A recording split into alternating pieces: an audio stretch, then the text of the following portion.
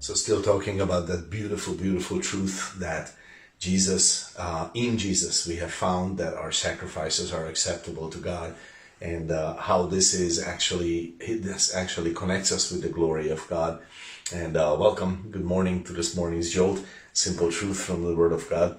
So let me just read Romans 12:1, which is, I think, a great summation of this truth. So Paul here says, I beseech you, therefore, brethren, by the mercies of God, that you present your bodies a living sacrifice, holy, acceptable to God, which is your reasonable service. Now that is a loaded verse. Of course, cannot do justice to it in a few minutes, but let's just look at a few things, because this actually describes how our sacrifices work as believers, how we as believers sacrifice to God. Because, of course, book of Hebrews, read the letter, the epistle, it's very clear that we are not called to blood sacrifices, to bring animals, burn them on an altar for God. That's not something that God calls us to, New Testament believers. But what then is this talk about sacrifice? And if, as we spoke about yesterday, it's not about your goodness and being a good person and all that, then what is it about? And the answer is, well, it's all based on faith, trusting God, knowing that I am serving Him. I am not serving myself. I'm not serving humanity. I'm not just being nice to everyone else, which is, the godless idea of it all. But here we're talking about something else.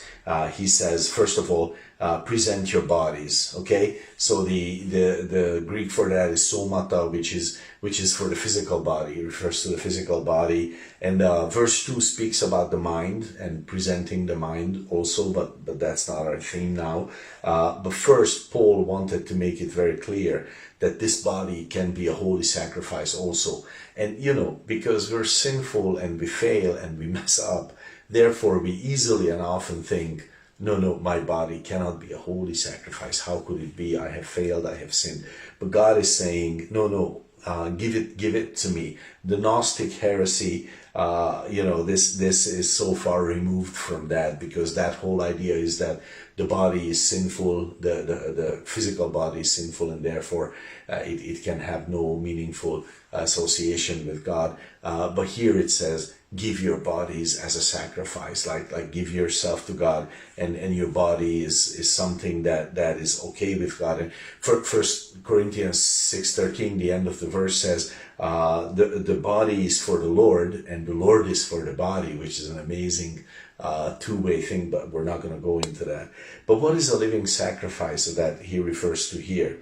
Present your bodies a living sacrifice. So it's not that we have to kill ourselves for God. That's not the idea here. No, a living sacrifice. Why is that? Well, because Christ on the cross wiped out the necessary destruction of sacrifices. In the Old Testament, sacrifices had to be destroyed. The animals, the grain, the flour, whatever they brought, it had to be destroyed for the sacrifice to be complete. It had to be gotten rid of. But here now it's a different story. You give your body, but it's a living sacrifice. There is no destruction in it. It's just about a commitment and about an action. So, the mind, that's a little bit more abstract maybe, but giving the body, it is about physical actions and a certain way of living. Okay, the last thought here, it says your reasonable sacrifice. And actually the reasonable part sometimes is translated spiritual, but the Greek is actually logikein, which is really the word we get our word logic from. So logikein, it's all about meaningfulness. It's about wise purpose. It's about wise exercise. It's saying this is reasonable. This is not a stupid thing. This is not an intellectually dumb thing. No, you realize that I belong to God, God belongs to me, and I can say about my body, Lord, this is yours, and I want to live with this for you today. And that might mean talking to someone about Jesus. That might mean kneeling in prayer. That might mean helping someone who needs a helping hand. That might mean a lot of things. The awesome thing is, and how it's different from what the world calls goodness, is that is that you're expressing the beauty that is inside, the glory that you're experiencing with God on the inside. You're expressing that in life. So it's all about God. It's all about a sacrifice to Him.